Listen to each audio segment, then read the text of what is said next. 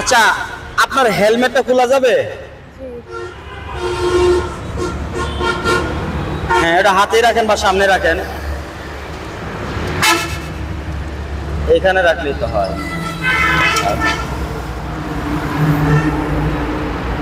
আপনি কোথায় থেকে আসলেন? আমি সংবাদ অফিস থেকে আসলাম, সেখানে একটা সংবাদ সম্মেলন করে আমি আসতেছি। মানে সাংবাদিক অফিস থেকে আসলেন, সংবাদ সম্মেলন করে আসলেন। আপনি কোন চ্যানেল থেকে করে আসলেন? আমি মূলত বাংলা ভিশন, চ্যানেল 24, দীপ্ত টিভি, আরও বিভিন্ন রকম যেগুলো ভাইরাল চ্যানেল আছে সেগুলোর মাধ্যমে সংবাদ সম্মেলন করে আসলাম। এই নিউজগুলো দেখাবে কখন?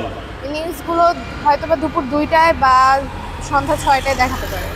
আপনি কি বাইক চালাতে পারেন? জি। আপনি তার মানে বাইক লয়ে গেছেন বাংলা ভিশনে, ওইখান থেকে আসলেন? বাহ, খুব সুন্দর তো। আচ্ছা, কি বিষয় নিয়ে আপনি সংবাদ সম্মেলনটা করলেন? মূলত আমার অভিভাবকেরা আমার শ্বশুর শাশুড়ির উপর হয়রানি ও নির্যাতন করছে এবং তাদেরকে এই নির্যাতন ও হয়রানি থেকে মুক্তি দেওয়ার জন্য আমি এই সংবাদ সম্মেলনটার আয়োজন করেছি।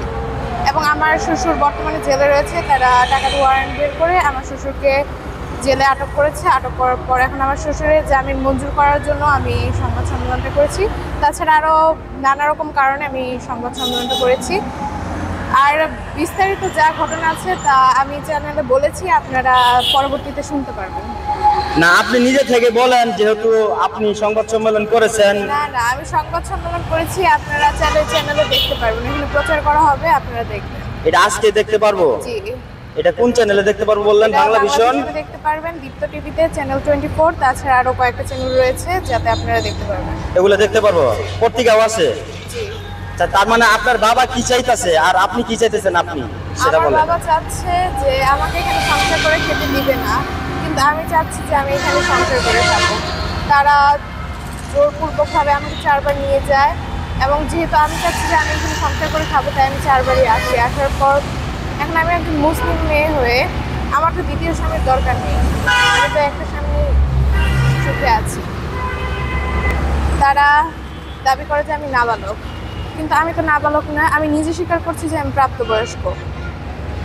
এখন আপনি তো দেখতেই বোঝা যাচ্ছে যে আপনি প্রাপ্তবয়স্ক, আপনি বাইক চালাইতে পারেন।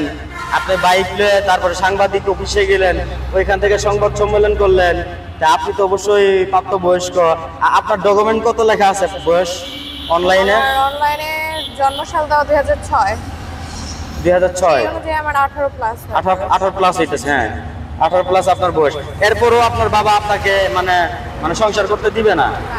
আপনার বাবা সংসার করতে দিবেই না? আর আপনার ইচ্ছা কি? আমার ইচ্ছা যে আমি সংসার করে খাবো, কিন্তু মূলত কিভাবে করবেন? আপনার বাবা তো করতে দিতেছে না। দরকার পড়লে আমি আমার বাবার বিরুদ্ধে কি প্রতিবাদ করবো, তাও আমি সংসার করে খাবো। এখন বাবার কথা হচ্ছে যে আমার শ্বশুর বাড়ির লোকদের আর্থিক অবস্থা একটু খারাপ হয়, তারা মেনে নিতে চাচ্ছে না, মানে তারা আমাদের পুরো বিয়েটাই অস্বীকার করছে।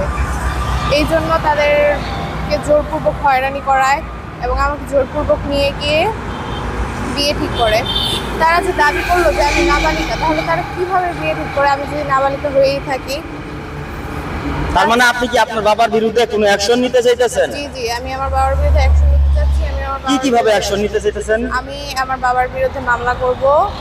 দেন মামলা করার পর আমি তখনই তাদেরকে শিক্ষা দিব, তখন আপনারা দেখতে পারবেন যে আমি কি অ্যাকশন নিই। আপনারা আমার সাথে থাকুন, তাহলে আপনারা প্রতিনিয়ত জানতে পারবেন যে আমি কিভাবে কি করছি। আর অডিয়েন্স যারা ভিডিওটা দেখতেছে তাদের কিছু বলার আছে আপনার? জি, আপনারা যতটুকুই পারেন আমার পাশে থাকবেন, আমাকে সাহায্য করবেন। আর দেশবাসী সরকারের কাছে আমার একটা অনুরোধ, যে যাতে আমার শ্বশুরবাড়ির প্রত্যেকটা লোক এই হয়রানি থেকে মুক্তি পায় এবং আমরা যাতে সুখে শান্তিতে সংসার করে থাকতে পারি এবং আমার বাবার যাতে বিচার হয়, তাই আমি আপনাদের কাছে এই অনুরোধ করছি। আর ভিডিওটা একটু শেয়ার করতে বলেন, যেন আপনারা সবাই বেশি বেশি ভিডিওটা শেয়ার করবেন, যাতে সবাই এটা দেখতে পারে এবং সবাই আমার পাশে দাঁড়িয়ে আমাকে সাহায্য করতে পারে।